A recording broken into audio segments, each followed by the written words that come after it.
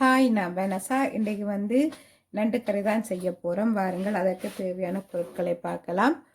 முதலாவதாக பாருங்கள், நான் நண்டு எடுத்து வச்சுருக்கிறேன். நண்டு நல்லபடியாக க்ளீன் பண்ணி எடுத்து வச்சுருக்கிறேன். அடுத்ததாக கத்தரிக்காய் போட போகிறேன். நண்டுக்கு கத்தரிக்காய் போட்டதாக வெங்காயம் எடுத்து வச்சுருக்கிறேன். சின்ன சின்னதாக பொடி பொடியாக வெட்டி வச்சுருக்கேன். 2 வெங்காயம் எடுத்து வச்சுருக்கிறேன். அடுத்ததாக பாருங்கள், நான் இது பட்டி எடுத்து வச்சுருக்கிறேன். கிராம்பு 4 கிராம்பு எடுத்து வச்சுருக்கிறேன். அதை அடுத்ததாக பாருங்கள், உள்ளி நான் நல்லபடியாக உள்ளியும் சின்ன சீரகமும் இடித்து எடுத்து வச்சுருக்கிறேன். அடுத்தது கறிவேப்பிலை, அடுத்தது கடுகு. வாருங்கள், நாங்கள் செய்முறையை பார்க்கலாம். எண்ணெய் ஹீட் ஆகின உடனே நாங்கள்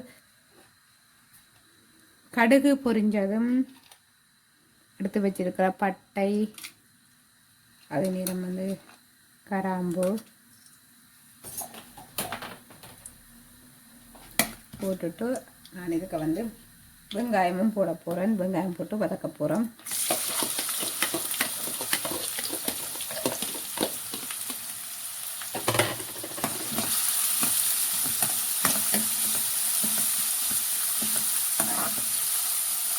கொண்டு வருகிறது வதங்கி கொண்டு வர இந்த பதத்தில் நான் கருவேப்பிலை போட போகிறேன்.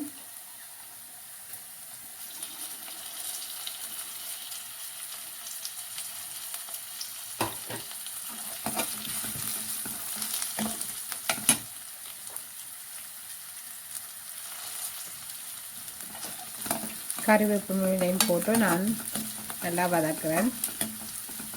இது கோல்ட் கலர் வெறும் மட்டும் நாங்கள் நல்லா வதக்க வேணும். இப்போ பாருங்கள், இது நல்லா கோல்டன் ப்ரௌனுக்கு கொண்டு இருக்குது. இந்த டைமில் நான் கத்தரிக்காய் போட போகிறேன். முதலாவதாக கத்தரிக்காய் போட்டு வதக்கிட்டு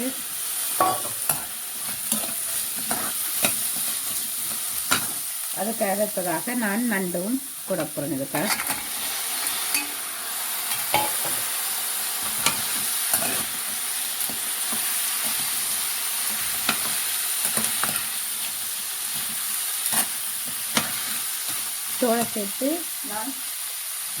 இதோட சேர்த்து நான் உப்பு போட போகிறேன்.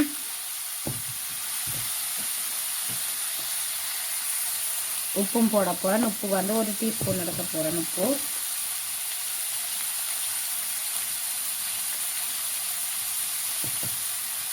1 டீஸ்பூன் உப்பு போட போகிறேன்.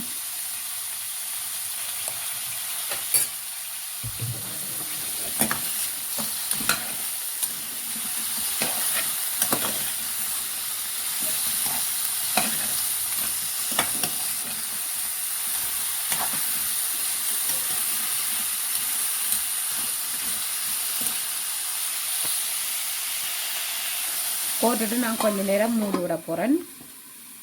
கொஞ்சம் வேகிறதுக்காண்டி நான் மூடி விடுறேன். அதாவது நாங்கள் அந்த வதக்கினது கொஞ்சம் சேர்றதுக்காண்டி நான் மூடி விடுறேன். அதாவது உப்பும் போட்டது, அதனால் சேரட்டு மட்டும் மூடி விடுறேன்.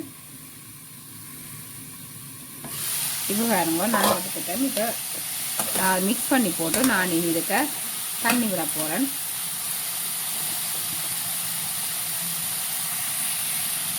அதாவது இந்த நண்டு ஃபுல்லாக மூழ்கிற அளவுக்கு நாங்கள் இந்த தண்ணியை விட வேணும். கொஞ்சமாக நான் தண்ணியை விடுறேன். நாங்கள் இந்த நண்டு மூழ்கிற அளவுக்கு தண்ணி விட்டால் காணும். அடுத்ததாக நான் தூள் போட போகிறேன். கிங் தூள் தான் நான் பாவிக்கிறது, அதனால் நான் கிங் தூள் போட போகிறேன். இதில்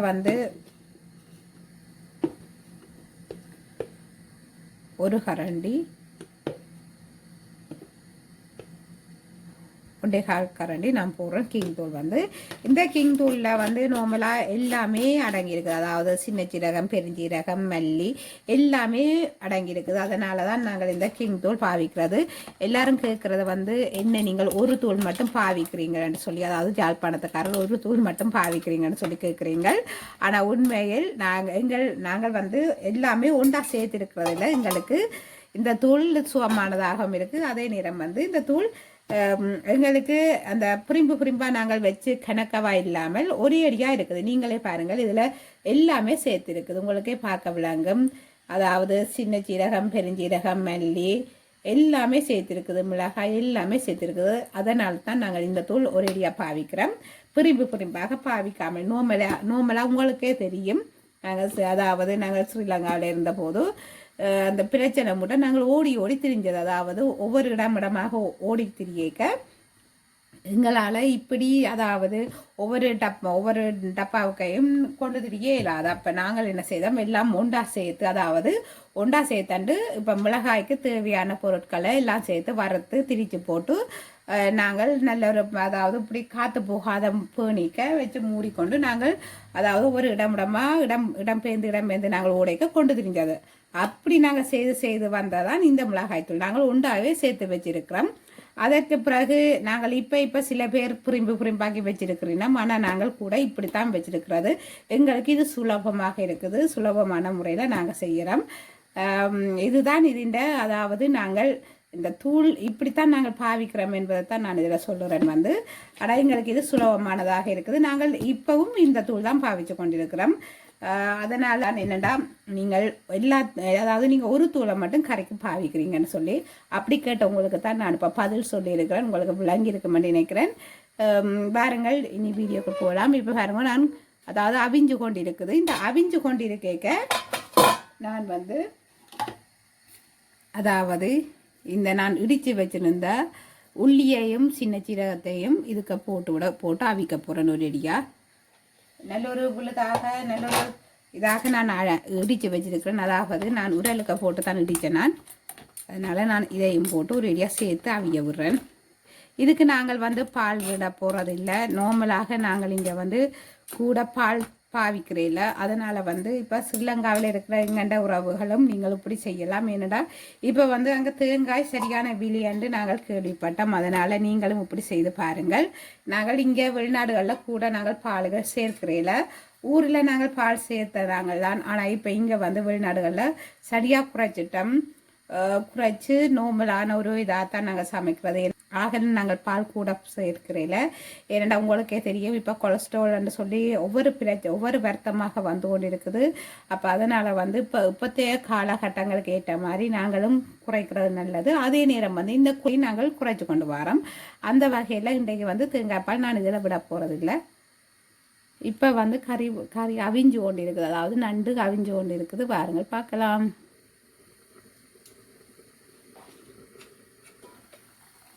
பாருங்க, அவிஞ்சு கொண்டு இருக்கு. நல்ல ஒரு வாசனையாக வருது. நல்லா அவிஞ்சு வருது.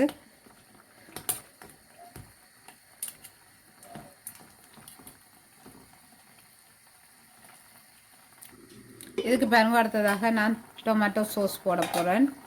இந்த டொமேட்டோ சோஸ் போட்டால் நல்ல டேஸ்டாக இருக்கும். ஒரு கரண்டி 1.5 கரண்டி நான் போட போகிறேன். அதாவது டொமேட்டோ சோஸ்